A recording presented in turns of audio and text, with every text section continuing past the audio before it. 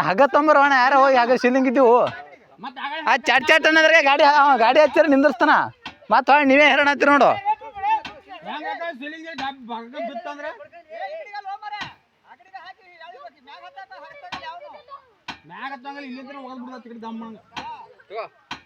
ಹಾರ್ತಡೆ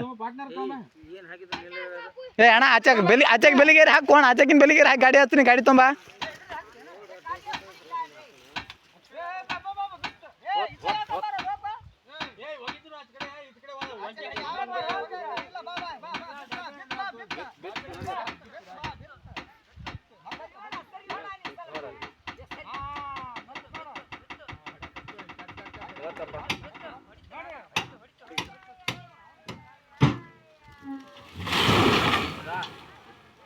ಹೇಳಿಲ್ಲ